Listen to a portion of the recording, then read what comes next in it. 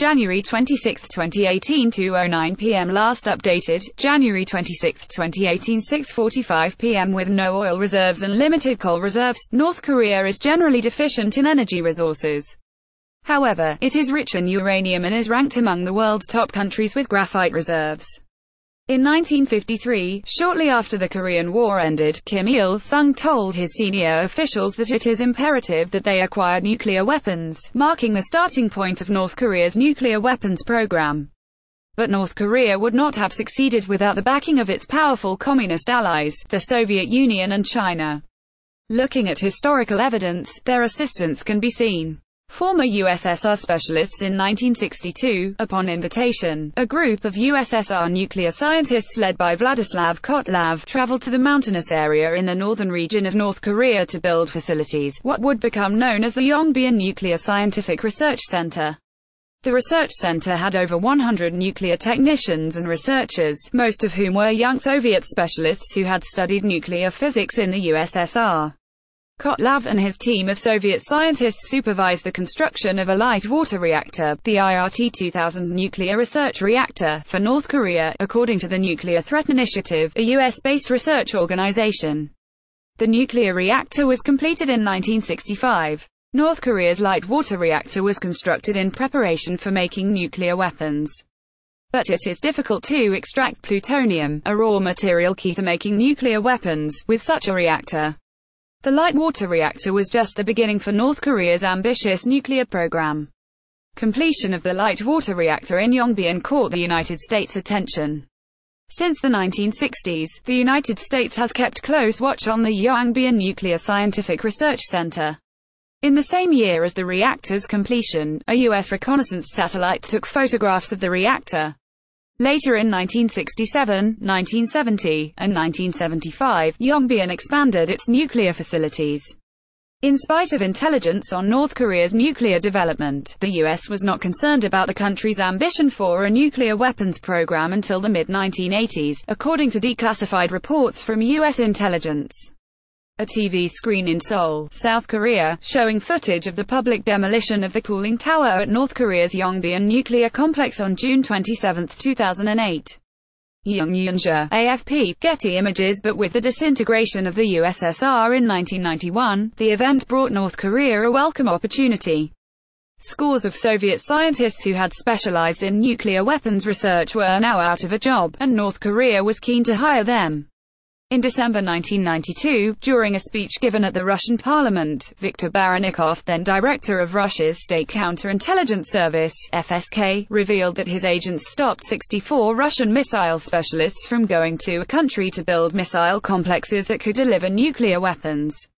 He did not reveal the country, but journalists located the specialists and learned that they were headed for North Korea, as detailed in the North Korean Nuclear Program, a collection of academic research published in 2000.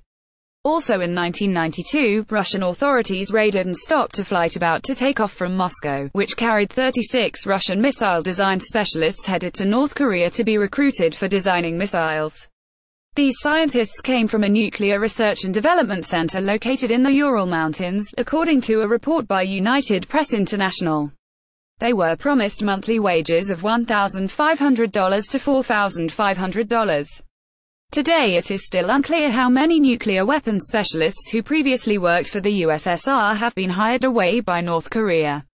But those scientists and technicians would have been prime targets for North Korean overtures to North Korea via Pakistan via China. North Korea also established ties with the father of Pakistan's nuclear bomb and nuclear physicist Abdul Qadir Khan Aq Khan. After his arrest, Khan admitted that he had sold North Korea more than 20 P1 and P2 centrifuges for uranium enrichment in 1990. Khan had visited North Korea's nuclear facilities, while North Korean nuclear researchers secretly paid visits to Pakistan. According to International Atomic Energy Agency IAEA experts, the plutonium extraction technology used at the nuclear reactor in Yongbyon has the stamp of Pakistan on them. Nuclear scientist Abdul Qadir Khan at the Rawalpindi High Court in Pakistan on January 9, 2010. Photo credits should read BEHROUZMEHRIAFP. Getty Images. In his memoir published in 2006, former Pakistani President Pervez Musharraf admitted that North Korea engaged in secret transactions with an international underground nuclear trafficking network run by Khan. Khan holds a PhD in metallurgical engineering, and once worked for a uranium enrichment company in Europe. In 1975, Khan secretly returned to Pakistan with the blueprints for making centrifuges, and began directing Pakistan's nuclear weapons research. President Musharraf admitted that under Khan's leadership, Pakistan's main source of materials and technologies for making nuclear weapons had been through an underground network that operated mainly in developed European countries. Shortly after, Khan established his own underground trafficking network, and North Korea was one of his biggest clients. According to Musharraf's memoir, Khan sold nearly 24 P1 and P2 centrifuges to North Korea, in addition to providing them with measuring equipment and fuel for operating centrifuges. Khan also passed on centrifuge technologies to North Korean specialists and took them to see his top-secret centrifuge workshop. The IAEA, which was in charge of Khan's investigation, was shocked to discover just how far-reaching his network was. Its investigation revealed that about 30 businesses from 30 countries have been involved in this black market. But where exactly did Pakistan get its nuclear technologies from? Huang Siping, a former researcher at China Institute of Atomic Energy, a state research institute, during the 1980s, said in a February interview with the Chinese broadcaster New Tang Dynasty Television, "Part of our job was to pass on our nuclear technologies to Pakistan and other countries. They sent experts here to learn from us, and China also sent our experts especially to Pakistan to provide them with technical assistance. China also passed on nuclear raw materials." A 2009 Washington Post article published excerpts of A.Q. Khan's written accounts that the newspaper obtained. Khan wrote that in 1982, China provided 50 kilograms of weapon-grade enriched uranium to Pakistan, enough to make 2 nuclear bombs. Current and former U.S. officials say Khan's accounts confirm the U.S. intelligence community's long-held conclusion that China provided such assistance, The Washington Post reported.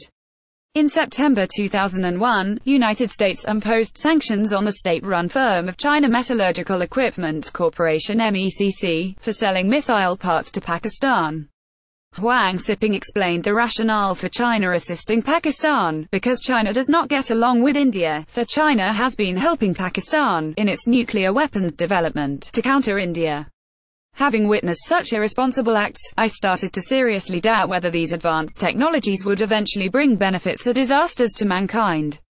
A man walks past a North Korean restaurant located in one of China's largest Korea towns in Shenyang City, in China's northeastern Liaoning province, on January 7, 2018. Chandan Khanna, AFP, Getty Images. Over a decade later, Chinese companies continued to aid North Korea. On February 11, 2013, the U.S. State Department issued, as per the Iran, North Korea, and Syria Non-Proliferation Act, a list of businesses and individuals that it had imposed sanctions on for being involved with those nations in weapons proliferation. A number of Chinese businesses were implicated, such as BST Technology and Trade Company, China Precision Machinery Import and Export Corporation, Dalian Sunny Industries, and Poly Technologies Incorporated. These entities contributed materially, opposed a risk of contributing materially to the proliferation of WMD or their means of delivery, including missiles capable of delivering such weapons, the State Department said. China also had another ulterior motive, according to Chen Po-kong, an analyst and author on Chinese politics. Chen, citing WikiLeaks documents that no longer appear to be available, says that Vice Premier Qian Ke-chen, in a bid to save his son from corruption charges, told U.S. intelligence agencies that North Korea's nuclear capabilities were fostered by Beijing for the purpose of countering the U.S.'s influence over Taiwan. Through 6-party talks that would stall indefinitely, the two countries' ultimate goal was to make the United States choose between abandoning Taiwan or facing war with North Korea. Translated from Chinese and edited by Annie Wu. Recommended video, share, tweet, share, email.